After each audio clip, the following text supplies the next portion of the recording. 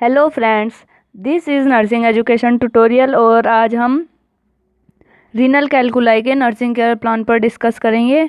तो इसमें हमें पहले लिखना होता है बायोडाटा ऑफ द पेशेंट, यानी कि पेशेंट के बारे में, उसकी नॉर्मल जो उसका नाम है, एज है, उसके बारे में लिखना होता है, उसके हॉस्पिटल का नेम, डायग्नोसिस क्या है कि किस वजह से पेशेंट आया, एजुकेशन, ऑक्यूपेशन, ये सारी चीज़ें क्या है हमें लिखनी होती है। देख लीजिए। उसके बाद चीफ कंप्लेन आती है, यानी कि जो पेशेंट है वो किस कंडीशन में या किन प्रॉब्लम्स के साथ हॉस्पिटल आया है वो लिखनी होती है। जैसे यहाँ पे क्या है, पेशेंट को डायरिया है, पेन है, पेशेंट को फीवर्स है, चिल है और नोजिया वोमिटिंग है, अब्डोमिनल कंफर्ट है 10 डेज से। तो पेशेंट क्या है, इन कंडीशन को या इन प्रॉब्लम्स को लेकर हमारे पास आया है वो लिखनी होती है चीफ कंप्लेन में।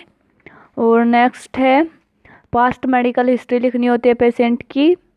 Past medical and surgical history यदि पेशेंट की है तो वो लिखनी होती है, नहीं है तो नहीं लिखनी होती है।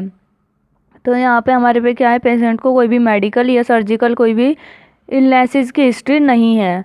उसके बाद present medical and surgical history, यानी कि पेशेंट को प्रेजेंट में क्या प्रॉब्लम है वो लिखना होता है।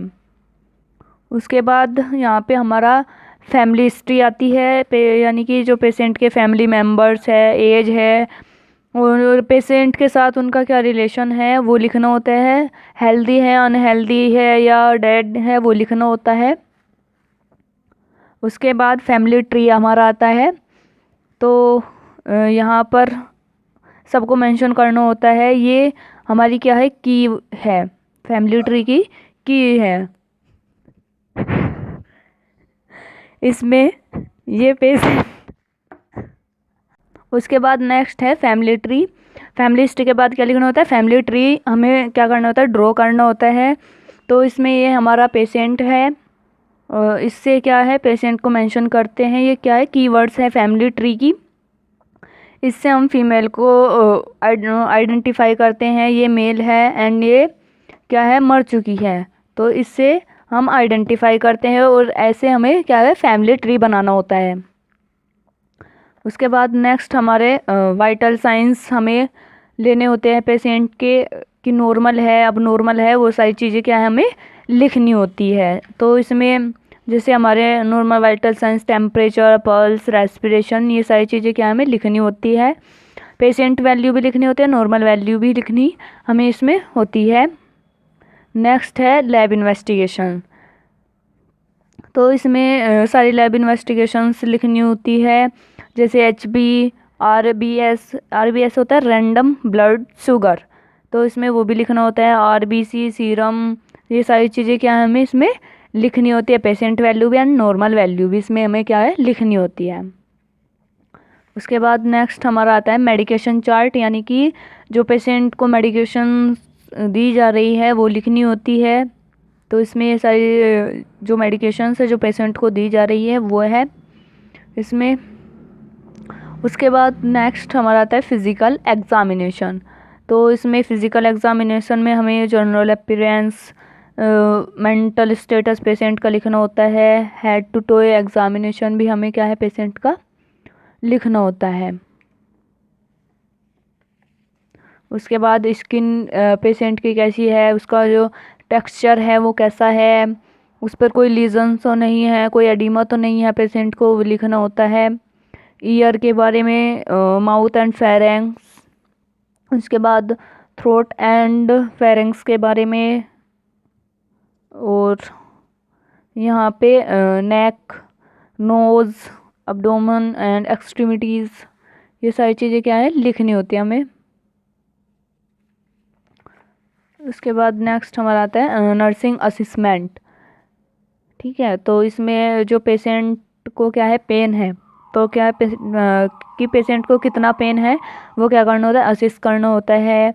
उसकी एक्टिविटी वो कितनी कर सकता है, उसकी कितनी एबिलिटी है, ऐसा नर्सिंग असिस्मेंट में हमें लिखना होता है। पेशेंट का वेट चेक करना होता है और पेशेंट की कॉम्प्लिकेशंस को मॉनिटर करना है, मैनेज भी करना होता है उनको। एडवाइस देनी है पेशेंट को कि वो क्या है, ज़्यादा से ज़्यादा क्या करे, फ्लूइड इनटेक करे, यानी कि जितना हो सके वो उतना क्या है फ्लूइड को ले। उसका यूरिन आउटपुट टोटल कितना है वो मॉनिटर करना होता है। उसके बाद नर्सिंग डायग्नोसिस आता है, और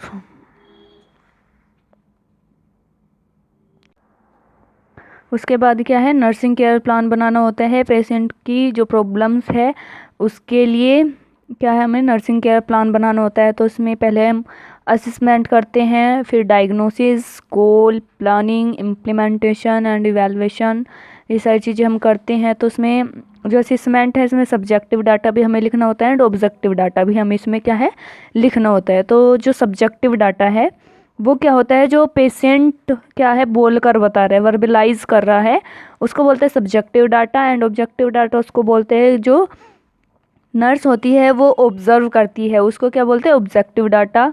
फिर हम डायग्नोस बनाते हैं, गोल बनाते हैं कि जो पेशेंट की कंडीशन है उसको क्या करना है, कम करना है, ख़त्म करना है, उसकी जो साइन सिम्टम्स है उनको क्या करना है, कम करना है। ठीक है, प्लानिंग, फिर इम्प्लीमेंटेशन एंड इवैल्यूएशन। उसके बाद नेक्स्ट ये वाला है, इसमें भी क्या है हमें ऐसे ही बनाना होता है, असेसमेंट, डायग्नोसिस, गोल, प्लानिंग, इम्प्लीमेंटेशन, इवैल्यूएशन। आप इसको देख लीजिए, subjective data and objective data. और अगर आपको ये वीडियो अच्छी लगे तो इस वीडियो को लाइक करें, शेयर करें एंड सब्सक्राइब करें। Thank you for watching.